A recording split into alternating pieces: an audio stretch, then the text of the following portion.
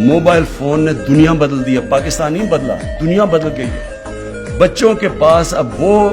ان کے فون کے اوپر وہ مٹیریل ہے جو انسانی تاریخ میں کبھی بچے ایسی چیزیں نہیں دیکھتے۔ یہ بہت بڑا چیلنج آ رہا ہے سامنے، اور میں کئی ماں باپ جو سن رہے ہوں گے ان کو پتہ ہے میں کیا باتیں کر رہا ہوں، کیا گزر رہی ہے ان کے گھروں پہ، اسکولوں کے اندر کیا ہو رہا ہے آج کل، ڈرگز کیسے اسکولوں میں چلی گئی۔ یہ صرف قانون سے نہیں لڑا جاتا،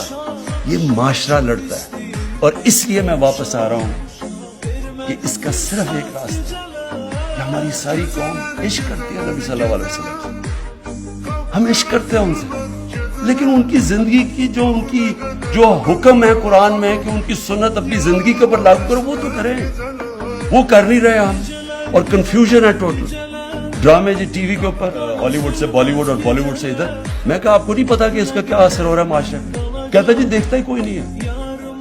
اگر ہم یہ نہیں کریں گے تو لوگ، میں نے پھر جا کے پریزیڈنٹ اردوغان سے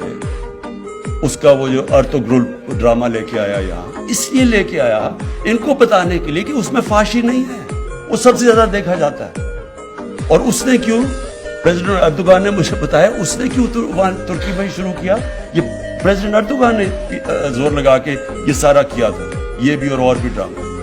اس لیے کیا کہ وہاں تو اس سے بھی زیادہ برا حال ہے، وہاں بالکل ڈیوائیڈڈ ہے، ایک طرف مغربی تہذیب کے لوگ ہیں، دوسری طرف وہ دینی، تو وہاں تو اس نے کہا کہ یار ہمارے بچوں کو تو اپنی تاریخ کا ہی نہیں پتا۔ تو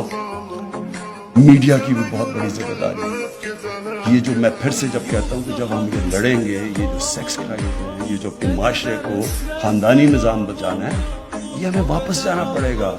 ہمارے اسکالرز کو بتانا پڑے گا۔ میں اسکالر نہیں ہوں، لیکن اسکالرز کو بیٹھ کے اس کے اوپر کام کرنا پڑے گا۔ یہ معاشرے کے سامنے بہت بڑا چیلنج آ رہا ہے اور اس کے بہت برے اثرات ہیں۔